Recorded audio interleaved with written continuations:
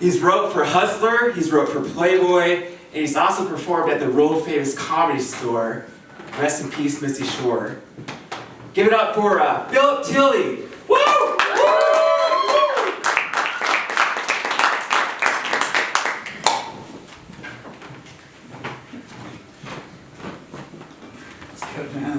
I'd like to talk to you a little bit this evening about health care.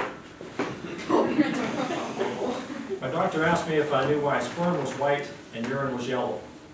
I said, absolutely. That's so the men will know whether they're coming or going. My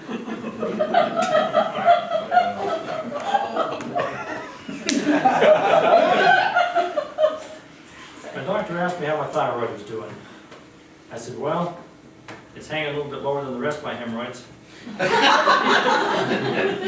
why they call it a thyroid, right?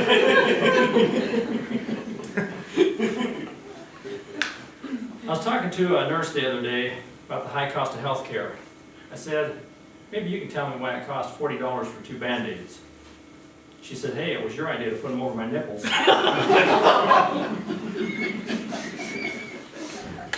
Somebody told me that nurses out of teasers ain't even real nurses. I know that ain't true because one of them gave me a prostate exam. That was another $40 well spent. I have some advice for you. Never visit a proctologist named Dr. Pfister. Still hurts me to even talk about it. By the time I left out of his office and I was walking by my car, I was thinking to myself, oh man, I sure hope I don't get another thyroid.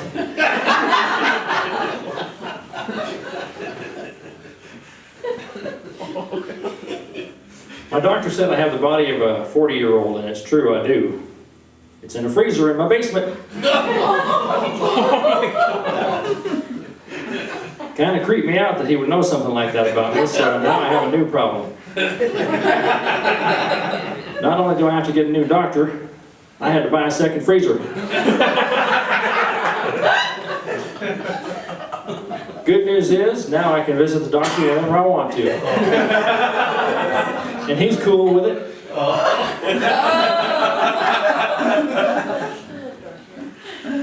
My sister said she was going to marry a doctor because he makes lots of money. I asked her, well, what kind of doctor is he? She said, he's a gynecologist. Oh man, not a gynecologist, they never make any money. She said, well, how do you figure? Think about it. His business is always going in the hole.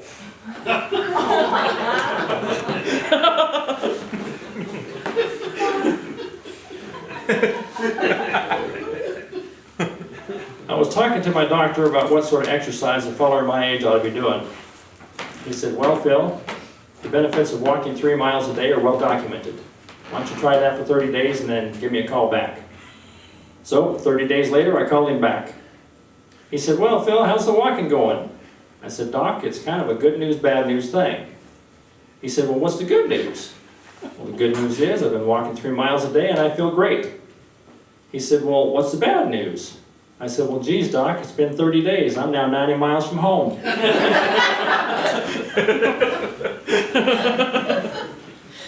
Anybody here ever have a case of pink eye?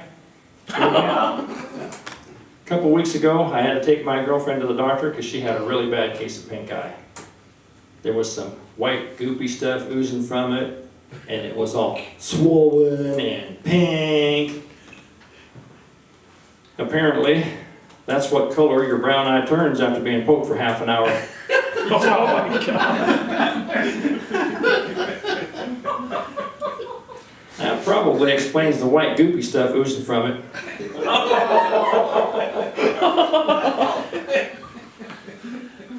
I had to go in for a colonoscopy. That's that procedure where they shove a telescope up your butt and look around.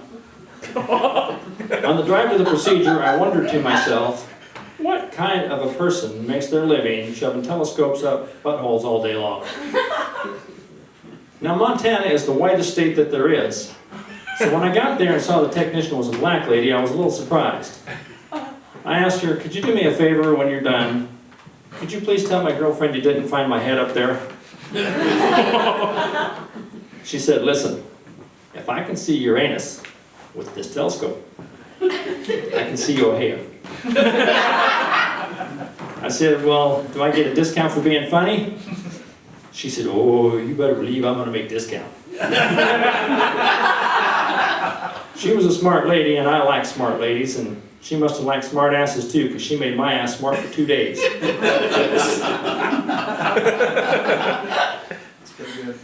My doctor said he had some good news and some bad news. I said, well, what's the good news? He said, I lost my ring in your colon. Now, I don't know about you guys, but that doesn't sound like very good news to me. I was almost afraid to ask him, but then I had to. Well, what's the bad news? He said, it was my cock ring.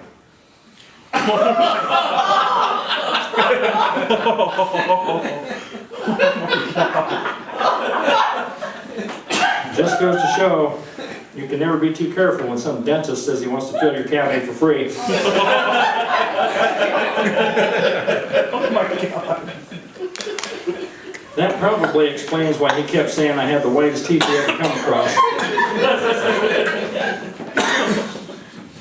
And it probably also explains the really bad case of pink eye on my last 2 visits.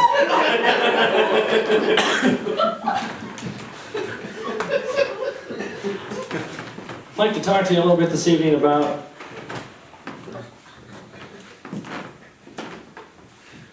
just a second, it'll come to you. What do you call it when you can't get pregnant? And what else? It's infertility. I'd like to talk to you a little bit about infertility this evening. In 40% of the cases of infertility, it is the man alone.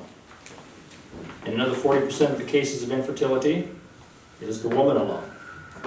Now here's a tip for you. If you're having sex and you're alone, that's called masturbation.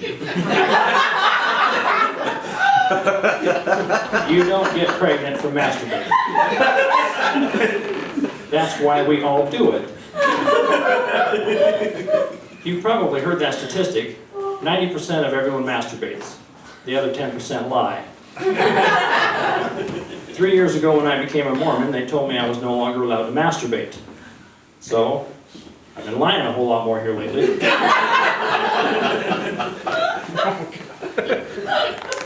One of the leading causes of infertility is hormones.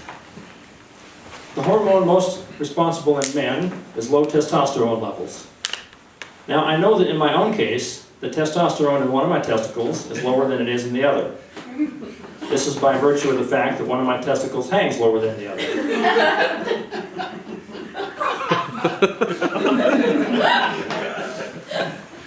Low testosterone levels account for 10% of all infertility. The hormone most responsible in women is the thyroid. Now here's an anatomy lesson for you. The thyroid is located in the front part of the throat. Gentlemen, if you've been blowing your load in your lady's thyroid, she ain't gonna get pregnant. Oral sex accounts for 7% of all infertility. Now, I know that's a hard statistic to swallow. But like oral sex, you just have to face it. Anal sex accounts for 3% of all infertility. You don't get pregnant if you keep slamming your balls in the back door.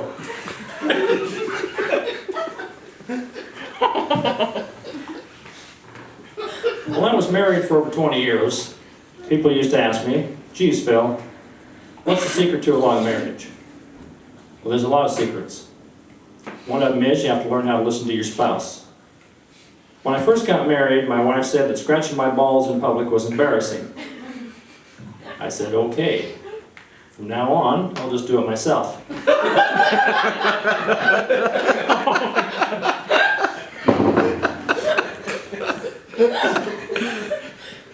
At home, she used to keep me in line. Now, I never did think that was right. Why should I have to stand in line behind other men in my own home?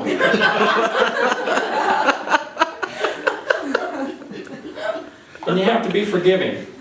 I came home from work one night to find my best friend in bed with my wife. Now, I don't know how you guys would have handled a situation like that. I just said, come on, Rover, off the bed, boy. Dog's best friend. New appliances are a good idea.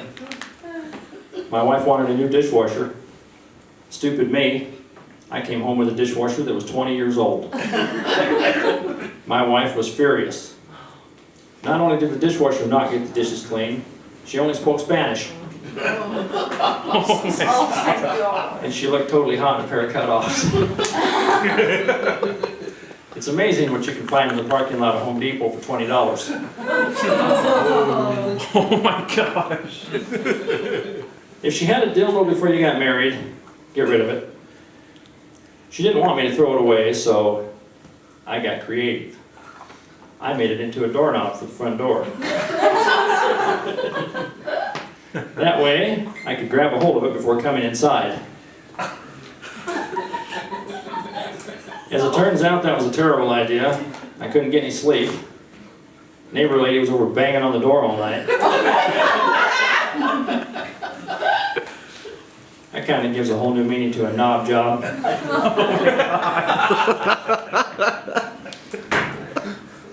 One of the things my wife loved to do more than anything else was to go out to dinner. My wife passed away 6 years ago, and on the last anniversary we spent together, I took her to the fanciest restaurant in Billings. The maitre d' said, "Are there two of you this evening?" I said, "No, there's one of me and one of my wife, and I'll have one of whatever you've been drinking." They asked us to leave. "Thanks a lot, Jakes."